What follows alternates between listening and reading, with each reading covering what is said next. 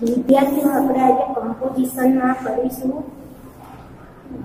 Dialog writing અને પ્રશ્નોના જવાબ. તમને જેમ કોમ્પ્રિહેન્શન પૂછાય છે ફકરો વાંચીને પ્રશ્નોના જવાબ આપો, એવી જ રીતે read the dialogue and answer the questions એવું પૂછાય છે. એટલે આપણે આજે એ લખીએ છીએ. બધા પોતાની નોટબુકોમાં હું લખાવું છું એ લખો. Read the dialogue and answer the questions.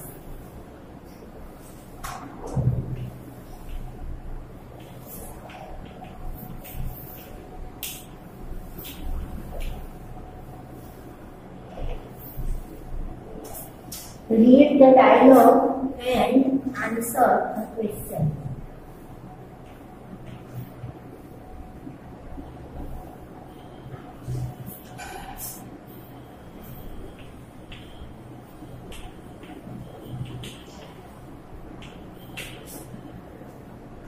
કોમ્પ્રિહેન્શનમાં ફકરો જ હોય છે, ડાયલોગમાં એ ફકરો જ હોય, પણ એમાં શું હોય, બે જણ વચ્ચે વાતચીત. એટલે બે જણા જે વાતચીત કરે છે એ આપણે લખવાની છે અને પછી પ્રશ્નોના જવાબ આપવાના છે.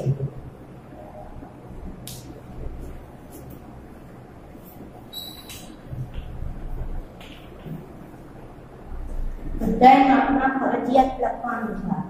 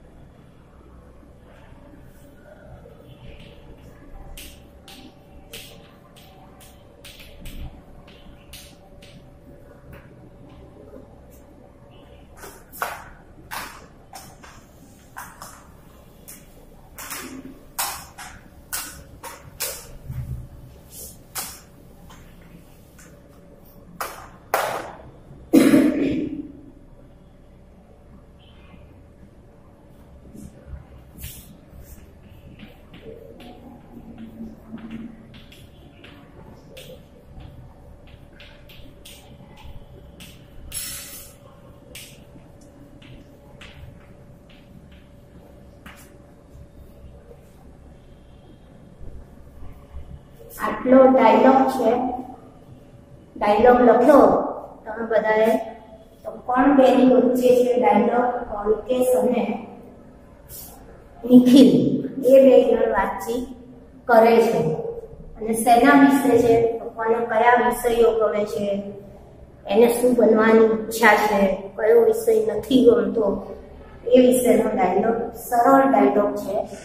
હવે પરીક્ષામાં તમને આવો 4 માર્ક્સનો પૂછાય છે એટલે ડાયલોગ હવે નીચે પ્રશ્ન જેમ કોમ્પ્રિહેન્શનમાં આવે છે એ રીતે.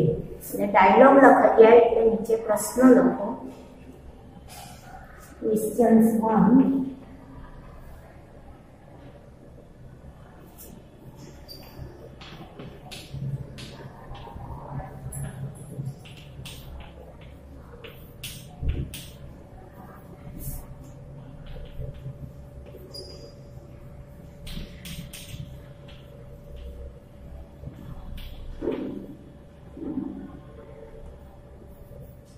Which are Nikhil's favorite colors?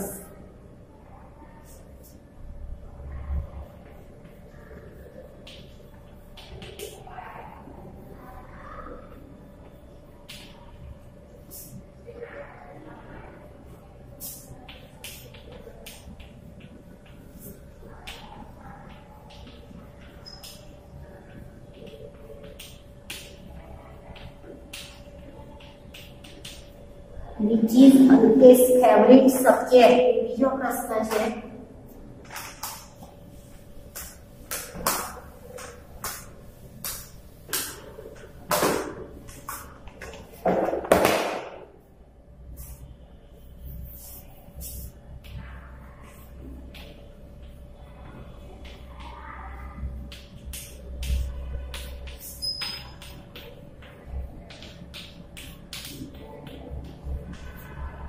What does Nikhil like?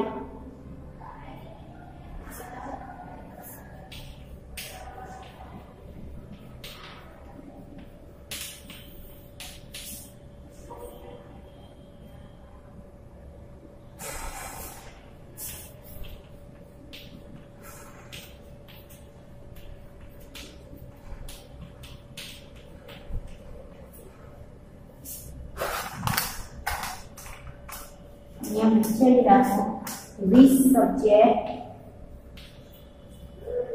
Alkesh does not like? 5મો સવાલ છે.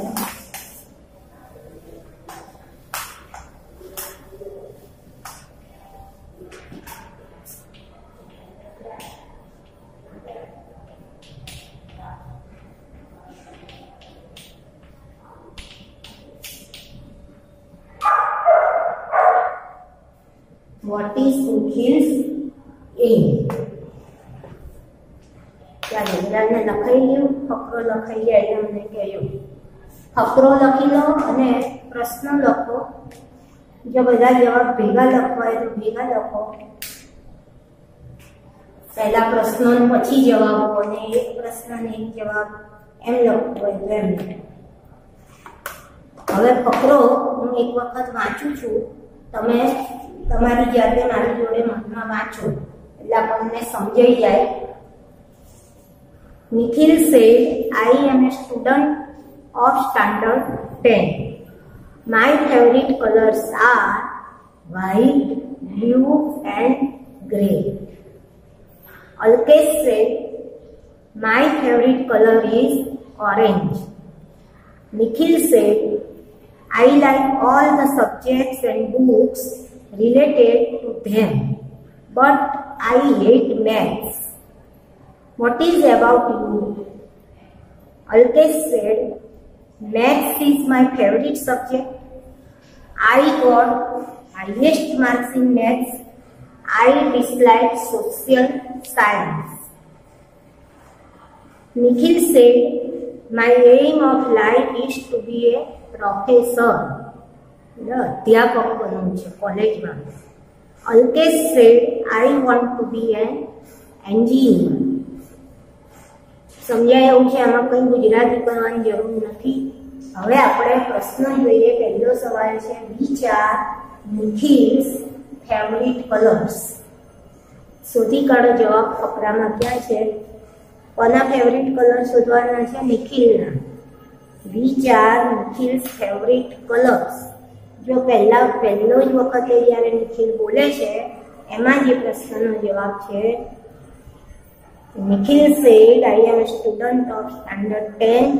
My favorite colors are કયા છે એના? White, blue and grey. હવે જવાબ કેવી રીતે લખવાનો? માય છે ત્યાં નિખિલ્સ. નિખિલ્સ અહીંયા આપેલું છે which are Nikhil's favourite colours, એટલે પહેલાનો જવાબ નિખિલ્સ અંકી શરૂ કરવાનું. બરાબર.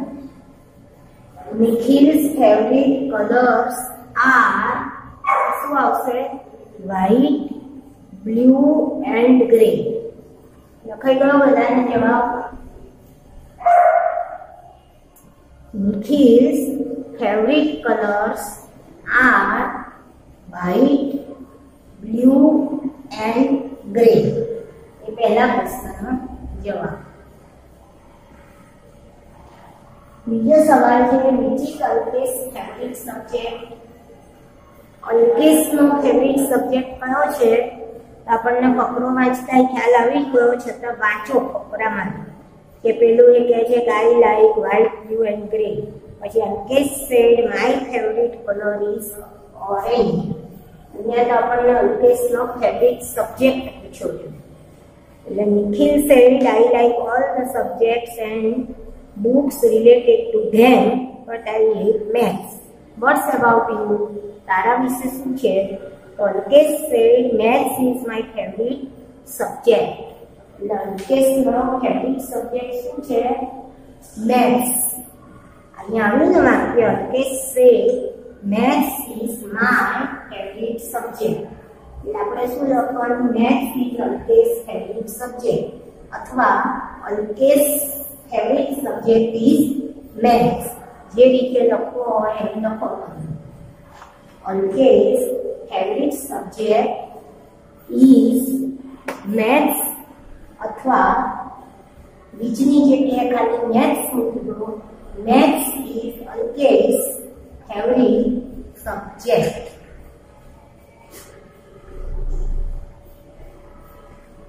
Maths is Alkesh favourite subject.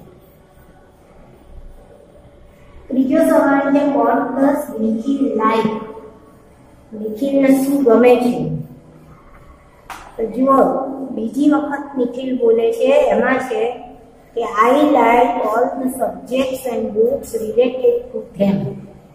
મને ગણિત સિવાયનું પછીનું વાક્ય આવે છે કે આઈ હેટ મેથ્સ. ગણિતને હું ધિક્કારું છું, પણ આઈ like all the subjects and books related to them. મને બધા જ વિષયો અને રિલેટેડ એટલે નિસ્બત ધરાવતી સંકળાયેલી, મને બધા વિષયો અને તેની સાથે સંકળાયેલા પુસ્તકો એ મને ગમે છે અને મને ગણિત ગમતું નથી. એટલે આપણે અહીંયા વોટ ડઝ નિખિલ લાઈક, શું જવાબ આવશે? આઈ લાઈકના બદલે શું લખવાનું? નિખિલ અને ડઝ આવ્યું એટલે લાઈકને શું લાગશે? એસ. નિખિલ લાઈક્સ. નિખિલ પછી likes. Nikhil likes all the subjects and books related to them. Nikhil likes all the subjects and the books related to them. સીધું આપેલું છે વપરાવાનું ન આપે. આઈ લાઈક છે ત્યાં આપણે શું કરવાનું છે? Nikhil likes all the subjects and books related to them.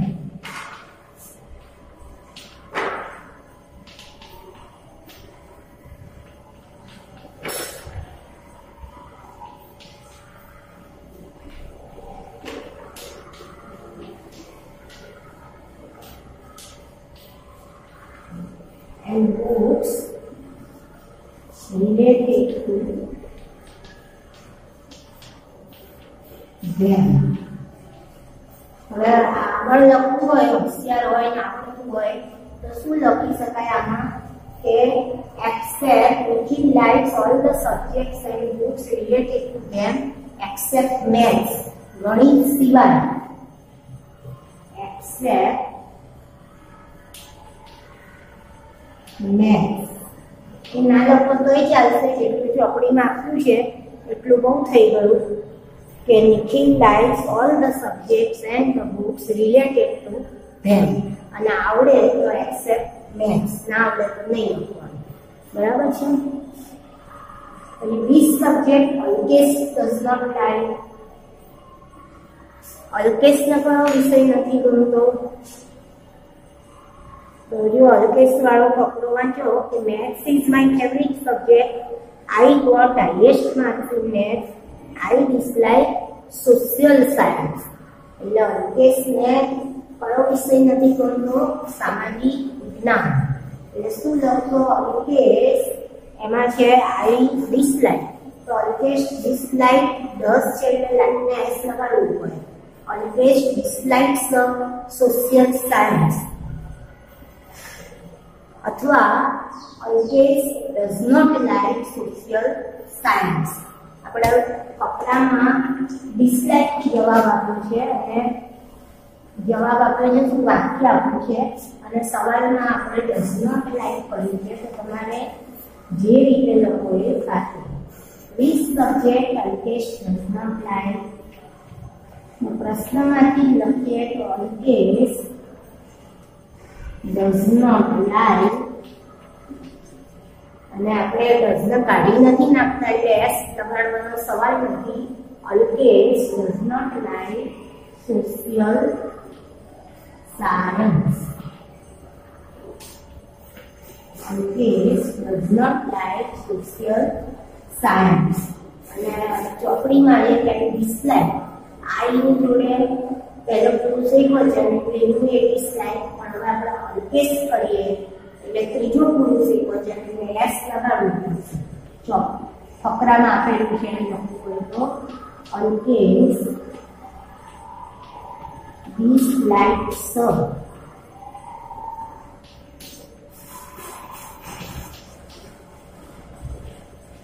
Alkesh does not like social science અથવા Alkesh dislikes social science. અને છેલ્લો સવાલ છે what is Nikhil saying? નિખિલનો ધ્યેય શું છે? જો ફકરામાં છેલ્લેથી બીજો જે સંવાદની લીટી છે Nikhil said my aim of life is to be a professor. એટલે પ્રાધ્યાપક અથવા અધ્યાપક બનવાનું એનું ધ્યેય છે. એટલે સવાલમાંથી શરૂ કરી લખો Nikhil's aim is to be a professor. Nikhil's aim is પછી આપેલું છે to be a professor. આવડી ગયું? આને શું કહેવાય? Dialog writing. ફકરો સંવાદ, બે વ્યક્તિ વચ્ચેનો સંવાદ વાંચો અને જવાબ આપો.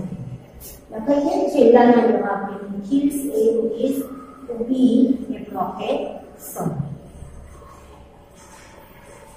એટલે ગમે તે ફકરો આવે એને ફકરો કે સંવાદ એને આપણે વાંચીને જવાબ આપવાનો.